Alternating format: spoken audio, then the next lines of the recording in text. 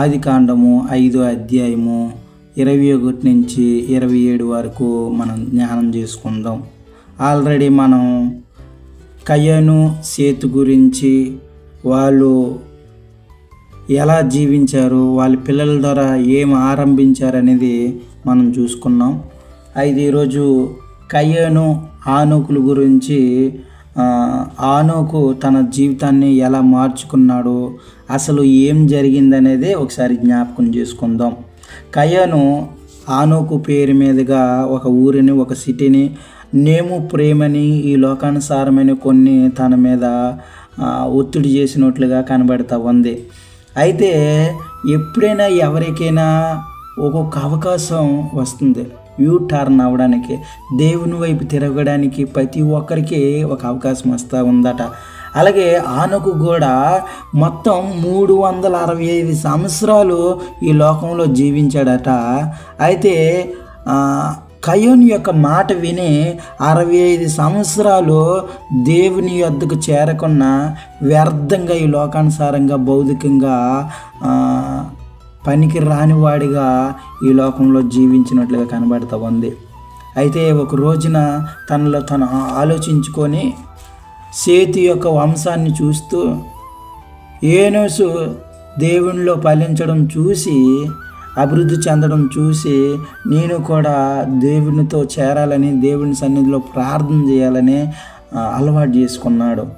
అయితే ఒక దినాన్న బుద్ధు మారి 300 సంవత్సరాలు దేవునిలో నడిచినట్లుగా బైబిల్ లేఖనం సెలవిస్తూ ఉంది. 300 సంవత్సరాలు దేవుళ్ళలో నడిచినట్లుగా ఆనోకుని మనం గమనించుకోవచ్చు. అయితే దేవుడు ఆనోకుని, తన సంతానాన్ని దేవుడు జ్ఞాపకం చేసుకుంటూ ఉన్నాడు. అలాగా దేవుడిలో 365 సంవత్సరాలు గడిపిన తర్వాత దేవుడు తనని తీసుకోవటం అనేది జరుగుతూ ఉంది. బైబిల్లో ఏలియా గారు కూడా దేవునిలో నడిచినప్పుడు ఎత్తబడడం అనేది జరుగుతూ ఉంది. అలాగే యేసుక్రీస్తు వారు కూడా దేవుని చిత్తం నెరవేర్చినప్పుడు, పునరుద్ధానుడైనప్పుడు పరలోకంలోనికి ఎత్తబడడం యేసుక్రీస్తుని మనం చూస్తూ ఉన్నాం. ఆనాడు ఆదిలోనే ఆనోకును కూడా దేవుడు తీసుకొని వెళ్ళిపోవడం అనేది జరిగింది. అయితే ఇక్కడ మనం గమనించుకోవాలి ఏంటంటే, ఆనోకు కుమారుడు మెతుసెల ఈ లోకంలో 969 సంవత్సరాలు బతికినట్లుగా మనం గమనించుకోవచ్చు. ఈ లోకంలోనే ఎవ్వరు కూడా 960 సంవత్సరాలు బతికినట్లుగా మనం చూడలేము. ఎందుకంటే 60 సంవత్సరాలు, 100 సంవత్సరాలు అలా బతుకుతూ ఉన్నారు ఇప్పుడు ప్రస్తుతం జనరేషన్లో. అయితే బైబిల్లోనే అత్యధిక వయస్సు గల వ్యక్తి ఎవరైనా ఉన్నారంటే మెతుసెల. అయితే ఈ లోకంలో ఎక్కువ సంవత్సరాలు బతికిన వ్యక్తిగా కనబడుతూ ఉన్నాడే కానీ, అయితే దేవుని వైపు తిరిగిన వాడిగా ఉన్నాడు. దేవుని యందు భయభక్తులు కలిగిన వాడిగా కనబడట్లేదు. దేవుని చెంతకు చేరిన వాడిగా, దేవుని సన్నిధిలో ప్రార్థన చేసిన వాడిగా మెతుసెల కనబడట్లే. అయితే కయ్యోను నుండి ఆనోకు నిజంగా బుద్ధి వచ్చి దేవుని వైపు తిరిగినట్లుగా మెతుసెల కూడా తిరుగుతాడేమో అని దేవుడు ఎదురు చూశాడట. అందుకనే 960 సంవత్సరాలు దేవాది దేవుడు మెతుసెల కోసం ఎదురు చూశాడట. అయితే ఎప్పటికీ తను మారలేదట. ఈ లోకానుసారంగా జీవించాడు. నేము ప్రేమ అనుకొని నిజంగా మెతుసెల జీవించడం అనేది జరిగింది. అందుకే దేవుని యొక్క రక్షణ లేకుండా మెతుసెల మృతి పొందును అనే లేఖన భాగాలు చెప్తూ ఉన్నాయి. అయితే ఈ భక్తిలో మొదటివారు కడపటివారు అవుతూ ఉన్నారు, కడపటివారు మొదటివారు అవుతూ ఉన్నారు. అందుకనే మనం గమనించుకోవాల్సింది ఏంటంటే, మన తల్లిదండ్రులు మంచివాళ్ళు కదా, మనం మంచోళ్ళు అవదాం అని కాదు, కానీ మనం చెడ్డోళ్ళం కదా, మన పిల్లలు మంచోళ్ళు అవ్వచ్చు, చెడ్డోళ్ళు అవ్వచ్చు, మనకు తెలియదు. కానీ తల్లిదండ్రులు మంచివారైతే పిల్లలు చెడ్డవారు అవ్వచ్చు. అయితే తల్లిదండ్రులు చెడ్డవారు అయితే పిల్లలు మంచివారు అవ్వచ్చు అన్నట్లుగా ఈ ఈ లోకంలో దేవుని యందు భయభక్తులు కలిగిన వారి జీవితాలు ఎలాగున్నాయట, మొదటి వారు కడపటి వారు అవుతూ ఉన్నారు, కడపటి వారు మొదటి వారు అవుతూ ఉన్నారు. ఎందుకంటే సొలొమోను దేవుని జ్ఞానం పొందినవాడు, దేవుని చేత మెప్పి పొందినవాడు, చాలా మంచి వ్యక్తి అని మనం చెప్పుకోవచ్చు. చివరికి ఏమయ్యాడంటే తను పరలోక రాజ్యంలో వారసుడు కాలేదన్నట్లుగా బైబిల్ లేఖనాలు సెలవిస్తూ ఉన్నాయి. ఆ తర్వాత సిలువలో మనం దొంగని గమనించినట్లయితే తన జీవితం అంతా చెడ్డవాడిగా దొంగగా గుర్తించాడు. సిలువలో దొంగని మనం గమనించుకున్నట్లయితే చెడ్డవాడిగా దుర్మార్గుడిగా జీవించాడు. కానీ ఒక్క నిమిషం దేవునిలో బతకడం, దేవుని యందు విశ్వాసం ఉంచడం, యేసే నా దేవుడు నా రక్షకుడనే నమ్మటం ద్వారా పరలోక రాజ్యంలో ఒక వారసుడిగా చేరటం అనేది మనం గమనిస్తూ ఉన్నాం. అయితే నిజంగా హానోకు ద్వారా మనం నేర్చుకోవాల్సింది ఏంటంటే ఈ లోకంలో ప్రతి ఒక్కరికి కూడా యూటర్న్ అయ్యే అవకాశం వస్తుంది.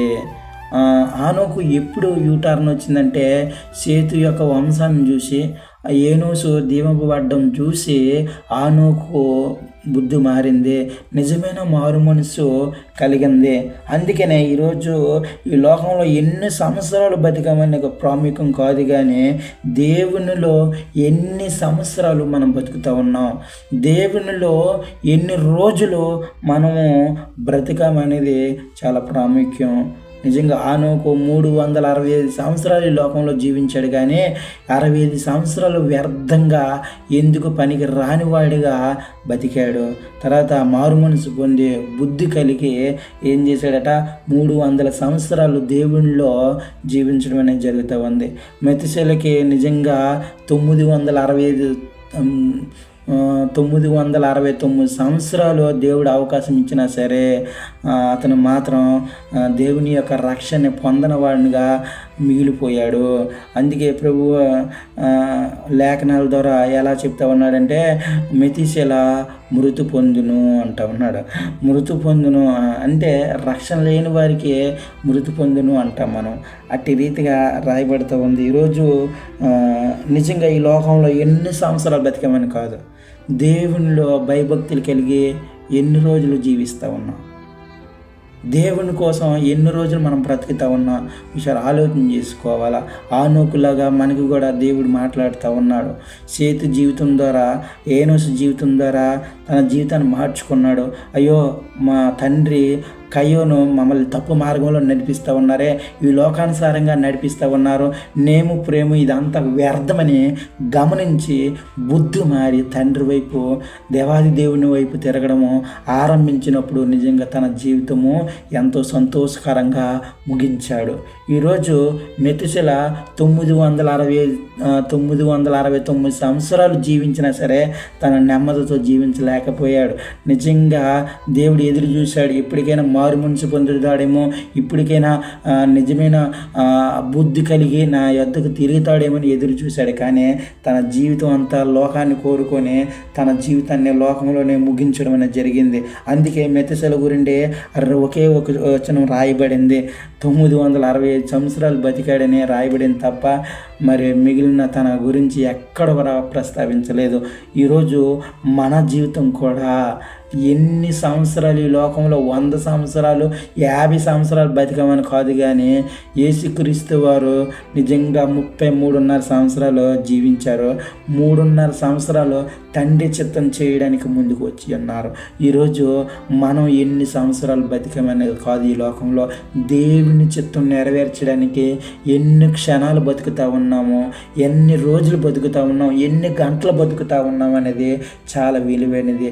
దేవుని కోసం ఒక గంటైనా శ్రేష్టంగా విలువగా మనం బతికితే అది ఎంతో దేవునికి మహిమ, ప్రజలకు దీవెనగా మారిపోతుందని నేను సెలవిస్తూ ఉన్నాను. నిజంగా దేవుడు కోరుకునేది అదే. అందుకే నిజంగా మనకు అవకాశం ఇస్తూ ఉన్నాడేమో. ఈరోజు మనం బతికి ఉన్నామంటే కేవలం దేవుని కృప. దేవుడు ఈరోజు నువ్వు తప్పు చేసినా ఈరోజు బతికి ఉన్నావంటే, ఈరోజు నువ్వు హాస్పిటల్లో బతికి ఉన్నావంటే, ఈరోజు నువ్వు ఎక్కడో ఇరుకుల్లో ఇబ్బందుల్లో ఉన్నావేమో, నష్టంలో ఉన్నావేమో, పనికిరాని స్థితిలో ఉన్నావేమో, నువ్వు అభివృద్ధిలో ఉన్నావేమో. అయితే నువ్వు ఈ లోకంలో ఎంత అభివృద్ధి చెందినా, ఎంత గొప్పగా ఉన్నా, ఉన్నతమైన స్థానంలో ఉన్న దేవుని కొరకు నువ్వు జీవించకపోతే, దేవునిలో నువ్వు జీవించకపోతే నీ జీవితం అంతా వ్యర్థమే. మతిశీలలాగా నీ జీవితం శూన్యం అని మనం గమనించుకోవాలి. ఎందుకంటే భౌతికమైనది ఈ లోకంలో నశించిపోతాయి. అది ఈ లోకంలో శుద్ధ దండగా మసిగుడ్డతో సమానమని దేవుడు సెలవిస్తూ ఉన్నాడు. ఈరోజు ఆనోకు ద్వారా మతుశీల ద్వారా మనం ఆధ్యాత్మికంగా నేర్చుకోవాల్సింది ఏంటంటే, మన జీవితంలో కూడా ఆనోకు మతుశీలకు ఇచ్చిన అవకాశం మనకు దేవుడు ఇస్తూ ఉన్నాడు. ఆనోకు ఎప్పుడైతే టర్న్ దేవుని వైపు తిరిగాడో, దేవుని యందు భయభక్తులు కలిగి జీవించాడో, అప్పుడే దేవుడు తనని వర్ధిల్లింపజేశాడు, తనని దీవించడం జరిగింది. మతుశీల 969 సంవత్సరాలు బతికాడు, కానీ తన జీవితంలో అంతా ప్రయాసమే, అంతా వ్యర్థమైపోయింది. నిజంగా ఈరోజు మనం ఎలా జీవిస్తూ ఉన్నాం అనేది చాలా ప్రాముఖ్యం. నువ్వు దేవుని కోసం రోషం కలిగి, దేవుని యందు భయభక్తి కలిగి నువ్వు జీవిస్తే, కొన్ని గంటలైనా సరే, కొన్ని రోజులైనా సరే, అది అనేక మంది ప్రజలకి దీవెనగా మారబోతుంది.